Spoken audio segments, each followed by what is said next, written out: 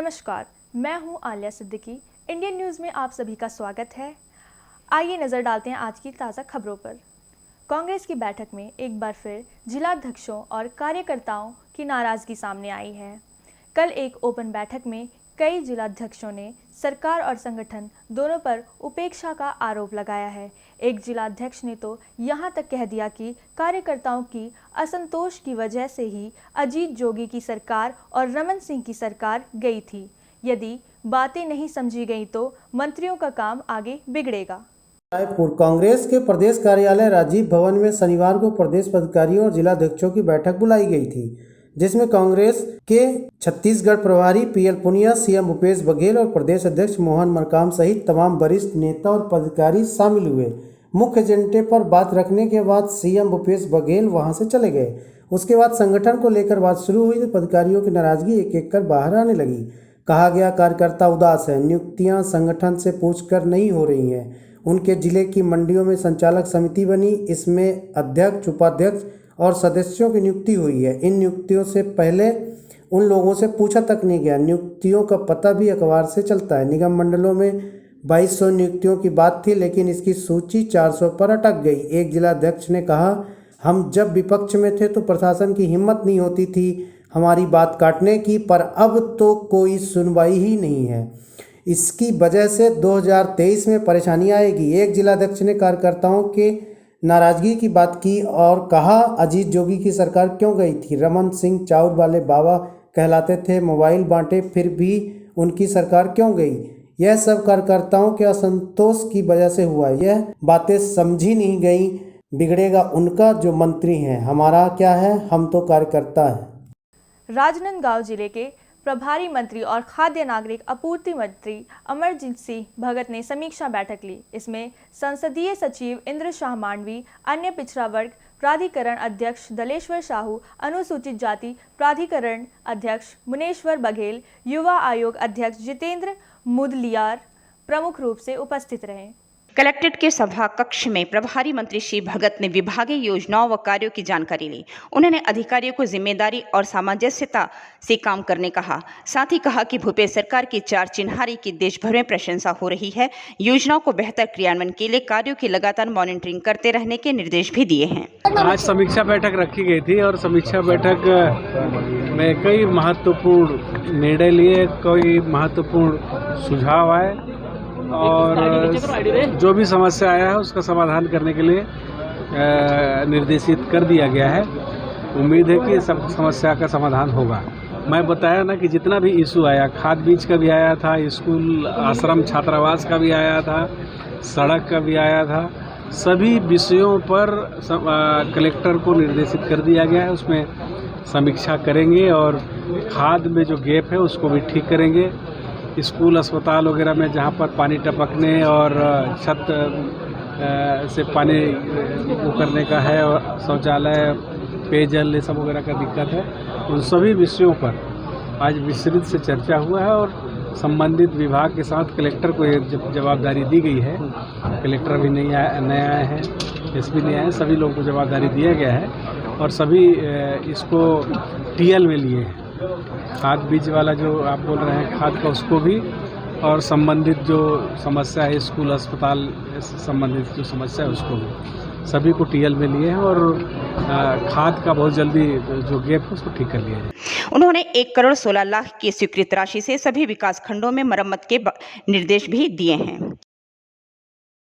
नगर निगम प्रशासन धमतरी एक ओर पॉलीथीन मुक्त अभियान चला रहा है, वहीं दूसरी ओर कागज के लिफाफे और कैरी बैग बनाने वाले समूह की महिलाओं को निगम कॉम्प्लेक्स से बेदखल कर दिया गया है। इससे निगम का दोहरा चेहरा सामने आ रहा है। नवोदय धमतरी योजना के तहत कलेक्टर ने इतवारी बाजार के निगम कॉम्प्लेक्स में दुकान आवंटित की थी।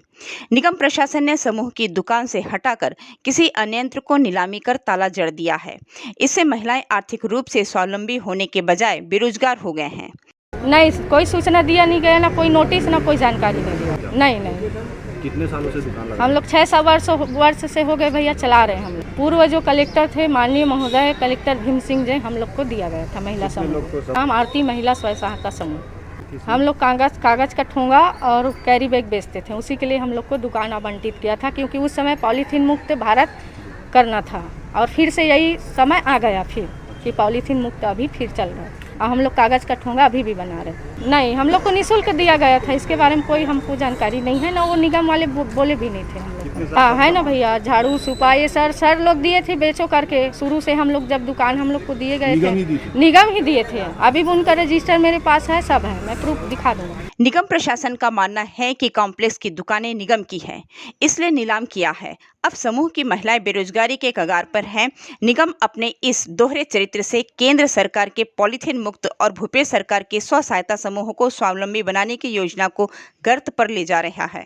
दुकान उनको प्रोत्साहन के रूप में उनके द्वारा जैसे बताया गया था, प्रोत्साहन के रूप में कलेक्टर साहब ने उनको दिया गया था। अब प्रोत्साहन एक अलग चीज़ है और निगम की संपत्ति एक अलग चीज़ है। निगम की संपत्ति का उसका नीलामी हो चुका है, वर्तमान में उसके मालिक ने पैसा भी डिपॉजिट कर चुका है और उनको दुकान हमको सौंपना है, तो उसी सौंपने की कार्रवाई के दौरान ये कदम हमने उठाया है। उनको बहुत बार बताया भी गया है आपको करना, वो आई भी थी, उनको मोहलत भी दिया गया था, पर वो मोहलत के बाद ऐसा कदम हमको उठाना पड़ा है ताकि हम जिस दुकान को नीलामी करके जिसको देना है उनको दे सकें। देखिए, वो ऑलरेडी 6 वर्ष हो गए उन समूह को बने हुए, आज के दिन में उनको स्वावलंबन हो जाना है। तो स्वावलंबन होने के अगर उनको हम कोई दूसरी दुकान देंगे तो विधिवत रूप से उनका पेमेंट लेके करेंगे। ऐसे अभी कोई योजना अभी हमारे पास है नहीं कि उनको रहने के लिए जगह दिया जा सके। अगर उनको वो बोलेंगे कि कुछ तकलीफ़ हो रही है तो बिल्कुल हमारे सामुदायिक भवन खाली है, कहीं भी आप कुछ टेम्प्रेरी, जैसे कलेक्टर साहब ने पुराना कलेक्टर साहब ने भी जैसे टेम्प्रेरी दिया था, तो वही टेम्प्रेरी रूप में रहेंगे, पर टेम्प्रेरी को परमानेंट कर देना ये तो गलत ही बात है ना। पौधारोपण में खराब फेंसिंग पोल लगाने को लेकर पेंड्रा ग्रामीणों में नाराजगी देखी जा रही है। इसमें ग्रामीणों ने जमकर कमीशनखोरी का अंदेशा जताया है। मारवाही वन मंडल ने अधिकारी जांच के बाद कार्रवाई किए जाने की बात कही है। विवाद में रहने वाला यह मंडल एक बार फिर नए कारनामों के लिए सुर्खियों में है। मारवाही इलाके में पौधों को सुरक्षित करने के लिए वन अमले ने फेंसिंग पोल मंगाए हैं जो बेहद घटिया थे। पौधों को सुरक्षित रखने में अनुपयोगी इन पोलों को लगाने का ग्रामीणों ने विरोध किया है।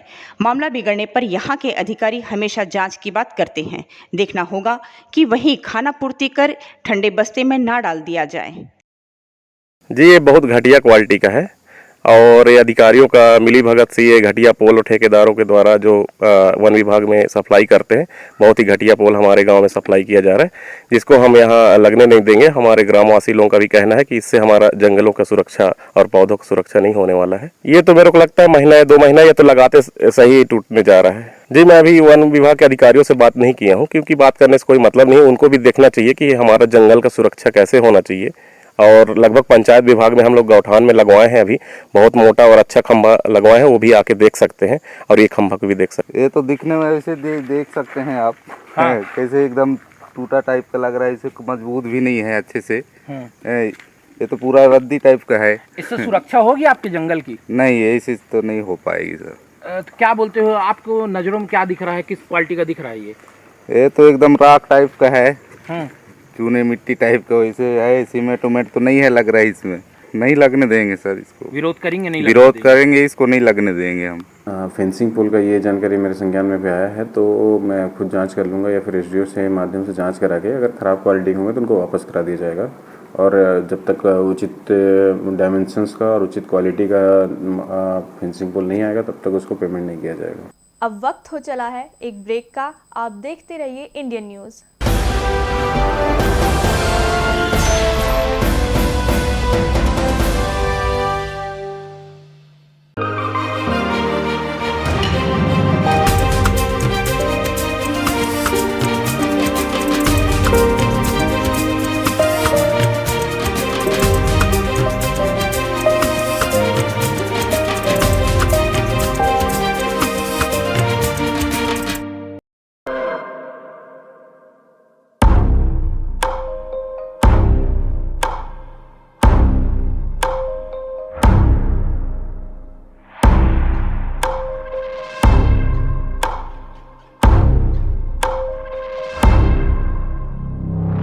प्रशिक्षण जो रोजगार दिलाए। Computer hardware, mobile servicing course, electronical course, electronics course, refrigeration, air conditioning course, छात्रावास की सुविधा, Indu technical institute, T market power house, जिला दुर्ग, छत्तीसगढ़। Mobile number 9827194279, 7415674157। ये है इंदू ब्रॉडकास्टिंग प्राइवेट लिमिटेड और आप देख रहे हैं इंडियन न्यूज, हर पल, हर क्षण, हर सच।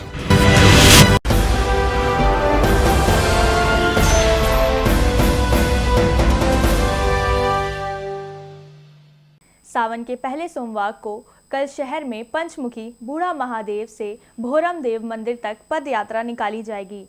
भोरम देव मंदिर परिसर शिवमय हो जाएगा। जिला प्रशासन ने इसकी पूरी तैयारी कर ली है। कोरोना संक्रमण के चलते 2 वर्ष पदयात्रा नहीं निकली थी, लेकिन इस बार इसके शुरू होने से लोगों में उत्साह अधिक है। कल सुबह 7 बजे जिला प्रशासन का अमला, जनप्रतिनिधि, स्कूली बच्चे, समाज सेवी व ग्रामीण आदि इस कांवड़ यात्रा में शामिल होंगे। सभी भोले बाबा का जलाभिषेक कर सुख, शांति व समृद्धि की कामना करेंगे। कलेक्टर जन्मजय ने बताया कि समनापुर, रेंगाखार, खुर्द व छापरी में कांवरियों के रुकने की व्यवस्था की गई है। यात्रा में डॉक्टर, एम्बुलेंस व अन्य विभागों की टीम भी मौजूद रहेगी। कल जो है ये पदयात्रा चालू होगी सुबह 6:30-7 बजे के आसपास, जैसा कि पूर्व में होती रही है। और आप सभी जानते हैं कि 2 साल से कोविड के कारण ये यात्रा बंद थी। लोगों में काफ़ी उत्साह है, तो हमें उसके अकॉर्डिंगली व्यवस्था करने की आवश्यकता है और वो हम कर रहे हैं। जैसे ही सकरी नदी क्रॉस करेंगे उसके बाद आसपास वहाँ पे एक रुकने की व्यवस्था की जा रही है। इसके अलावा रास्ते में जो गांव हैं, समनापुर है, रेंगाकार खुर्द है, कोडार है और आगे जो छपरी गांव हैं, सभी जगह जो कांवड़िया हैं या पदयात्री हैं उनके लिए सारी व्यवस्था रहेगी। रास्ते में हेल्थ डिपार्टमेंट की एम्बुलेंस भी होगी ताकि किसी तरह की कोई स्वास्थ्य की स्थिति ख़राब होती है वो भी दूर हो सके। और शिविर भी लगाया जाएगा। जो बाहर के यात्री हैं उनके लिए, अमरकंटक तरफ से जो लोग आते हैं उनके लिए भी उस क्षेत्र में स्वास्थ्य शिविर लगाया जाएगा। और यहाँ पर हम स्वास्थ्य शिविर के साथ साथ वैक्सीनेशन का कैंपेन भी करेंगे जो भोरमदेव परिसर है उसके आसपास। इसके अलावा जो कांवड़िया लोगों के रुकने की व्यवस्था जो भोरमदेव मंदिर के सराउंडिंग में है, कुछ भवन है वहाँ पर, आदिवासी भवन है, बैगा समाज का भवन है, वहाँ पर कांवड़िया लोगों के लिए एक पृथक से ग्राम पंचायत में भवन बना हुआ है, वहाँ पे व्यवस्था की गई है। शौचालय निर्मित किए गए हैं और साथ में एक अस्थायी टेंट भी बनाया गया है जिसमें वो आके अपना विश्राम कर सकते हैं और सुरक्षित होकर जा सकते हैं। शिवनाथ नदी का जलस्तर बढ़ते ही बड़ी संख्या में लोग उफनती नदी का नज़ारा देखने पहुंच रहे हैं और लगातार पर्यटकों की संख्या बढ़ती जा रही है, जिसका इंडियन न्यूज़ के संवाददाता सुरेंद्र ठाकुर ने जायजा लिया और इस अद्भुत नज़ारे को देखने पहुंचे लोगों से बातचीत की। शिवनाथ नदी का जलस्तर बढ़ते ही यहाँ पर पर्यटकों की संख्या भी लगातार बढ़ती जा रही है। आपको बताऊं कि शिवनाथ नदी में अभी जिस तरह से पानी छोड़ा जा रहा है मोगरा डैम से, उसके बाद से लगातार जलस्तर बढ़ रहा है और लोग उत्सुकतावश यहाँ पर नदी का नज़ारा देखने पहुँच रहे हैं। आप मेरे पीछे देख सकते हैं कि जिस तरह से ये जो पर्यटक यहाँ पर पहुँचे हैं, ये अमूमन पानी का यह नज़ारा देखने के लिए ज़िले के दूर दूर तक जाते हैं। लेकिन इस वक्त जो शिवनाथ नदी में जिस तरह से जलस्तर बढ़ा है, उसके बाद सभी उस पानी का नज़ारा लेने यहाँ पहुँच रहे हैं और लगातार अपने कैमरों में इस अद्भुत नज़ारे को कैद कर रहे हैं। मैं आपको बता दूं कि जिस तरह से जल स्तर जब भी बढ़ता है शिवनाथ नदी का, तो यहाँ पर सभी तरह के लोग पहुँचते हैं ये देखने के लिए कि किस तरह का नज़ारा है। यहाँ कुछ लोग खड़े हुए हैं। सर बताएंगे कहाँ से आप लोग आए हैं? हम लोग साथ दुर्ग से ही हैं। दुर्ग से ही है। किस तरह का नज़ारा देखते हैं? प्राकृतिक, श्रेष्ठतम, बढ़िया, फर्स्ट क्लास। ये हमारे शहर का गौरव है। निश्चित रूप से ये शहर का गौरव है और इसे देखने के लिए यहाँ पहुँच रहे हैं। सर कैसा लग रहा है सर? बड़ा आनंद आ रहा है प्रकृति का, ये ऊपर वाले की कृपा देख के। बहुत दिनों बाद ऐसा नज़ारा देख रहे हैं। शिवनाथ नदी हम लोग तो रेगुलर हर संडे को उधर छातागढ़ में जाते हैं गौशाला, तो इतना सिकुड़ते नदी नाले के रूप में परिणित होते हुए देखा है आज से 15 दिन पहले। लेकिन आज ये देख के बड़ा, पहले तो लग रहा था कि पानी कम है, लेकिन लग रहा है कि अब पानी की कमी पूरी हो जाएगी। ऊपर वाले की बड़ी कृपा है और खेती किसानी सबको लाभ होगा। और ऐसा ही ये नदी की कृपा, शिवनाथ नदी की, भगवान शिव की हम लोगों के ऊपर कृपा बनी रहे। हाँ, यही प्रार्थना करते हैं, सबका भला हमारा भला। निश्चित रूप से सावन का महीना है और सावन के महीने में लोग यही उम्मीद कर रहे हैं कि जिस तरह से यह जल स्तर बढ़ा है, लोगों के प्यास बुझे, शहर को पानी की कमी ना हो। जी सर, आप कुछ कहना चाह रहे हैं? एक जानकारी दूं, इस शहर का वास्तविक नाम शिवदुर्ग है, शिवनाथ नदी के ऊपर। ऐतिहासिक नाम इसका शिवदुर्ग है, जिसे शिव शब्द कालांतर में होता है, बोलते बोलते छूट गया होगा, पर इसका ऐतिहासिक नाम शिवदुर्ग ही है। और शिवनाथ नदी के ऊपर बाबा भोलेनाथ की शिव नदी के ऊपर इस नदी का नाम, शहर का नाम पड़ा है शिवदुर्ग। तो ये ऐतिहासिक चीज़ इन्होंने बताई है कि दुर्ग शहर का नाम जो है शिवनाथ नदी के ऊपर से पड़ा और इसे दुर्ग कहने जाने लगा। पहले पूर्व में इसे शिवदुर्ग के नाम से पहचाना जाता था। मेरे साथ और भी मेरे भाई मौजूद हैं। मैं जानना चाहूँगा कि जिस तरह से यहाँ पर जल स्तर बढ़ रहा है, सुरक्षा की क्या व्यवस्था नज़र आती है? जी, यहाँ पर सुरक्षा के हिसाब से कुछ भी नहीं है। जिस एनीकेट पर एक बैरिकेटिंग कर दिया गया है और पुलिस सिर्फ पेट्रोलिंग टीम यहाँ पर दिखती है, आते हैं और घूमकर चले जाते हैं। बाकायदा यहाँ पर 2 पुलिस वाले तैनात होना चाहिए, क्योंकि जो पर्यटक यहाँ पर आ रहे हैं वो किसी की बात नहीं सुनते हैं। एक पुलिस का डर रहता है, तो निश्चित रूप से यहाँ पर पुलिस की कमी नज़र आ रही है। निश्चित रूप से जिस तरह से जल स्तर बढ़ रहा है और पर्यटकों की संख्या बढ़ रही है, उसके हिसाब से यहाँ सुरक्षा की व्यवस्था की भी मांग लोगों के बीच में की जा रही है। इंडियन न्यूज़ के लिए कैमरामैन सन्नी के साथ शिवनाथ नदी के तट से मैं हूँ सुरेंद्र ठाकुर। इन दिनों धमतरी का गंगरेल बांध पानी से लबालब हो गया है। क्षेत्र में अच्छी बारिश होने से नदी नाले भी उफान पर हैं। इससे बांध में अच्छा खासा पानी भर गया है। गंगरेल का जलस्तर 87% तक जा पहुंचा है। इसका जलस्तर अब 32 से 28 टीएमसी हो गया है। जलाशय में 9411 क्यूसेक पानी की आवक हो गई है। इससे कैचमेंट एरिया में भी भारी बारिश हो रही है। बता दें, गंगरेल का कैचमेंट क्षेत्र केशकाल तक फैला हुआ है। फिलहाल जिला प्रशासन गंगरेल में बढ़ते जलस्तर को लेकर अलर्ट मोड पर आ गया है।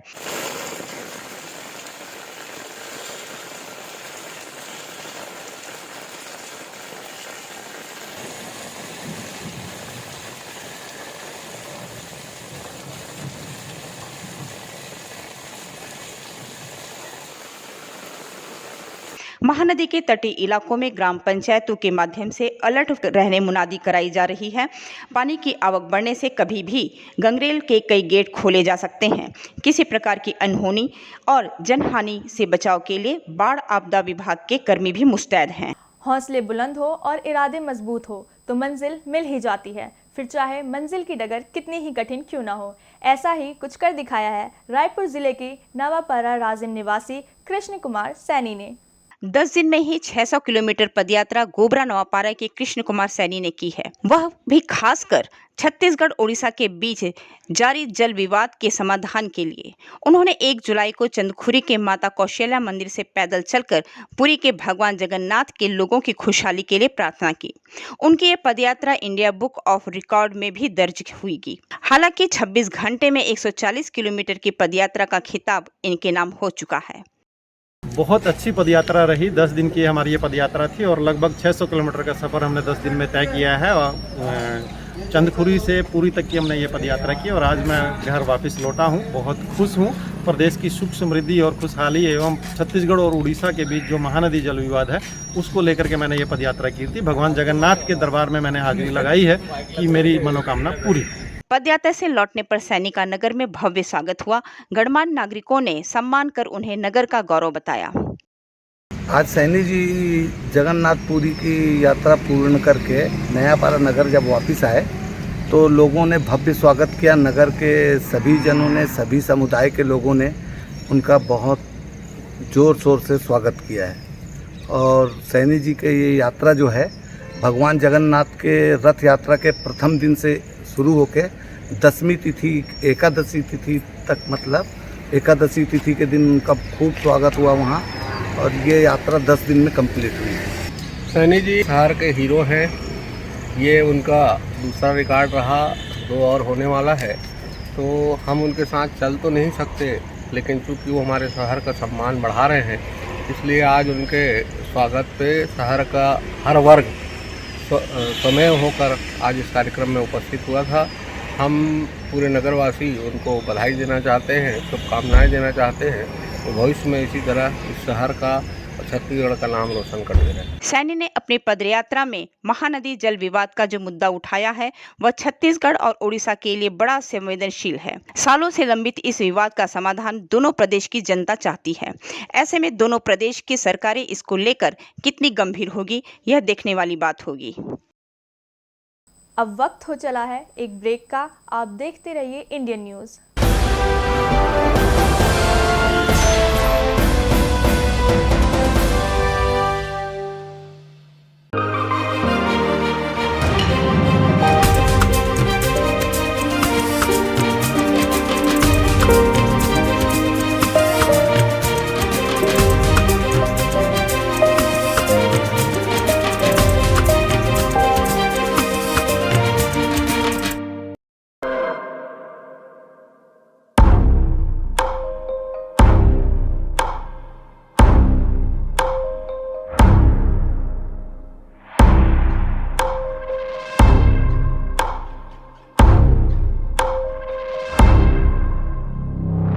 प्रशिक्षण जो रोजगार दिलाए। Computer hardware, mobile servicing course, electronical course, electronics course, refrigeration, air conditioning course, छात्रावास की सुविधा। Indu technical institute, T market power house, जिला दुर्ग, छत्तीसगढ़। Mobile number 9827194279, 7415674157। ये है इंदु ब्रॉडकास्टिंग प्राइवेट लिमिटेड और आप देख रहे हैं इंडियन न्यूज, हर पल, हर क्षण, हर सच।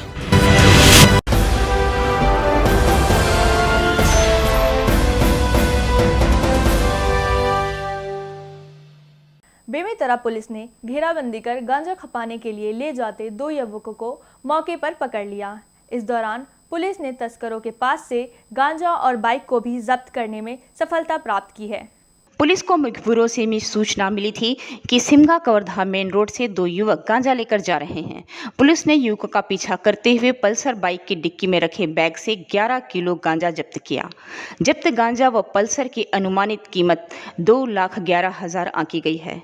तस्करों में एक शैलेंद्र पटेल मध्य प्रदेश के गांव चुरोड़गढ़ी, थाना रायपुर कचुयान, जिला रीवा का निवासी बताया जा रहा है। पुलिस ने दोनों तस्करों को नारकोटिक एक्ट का जुर्म दर्ज कर गिरफ्तार कर लिया है।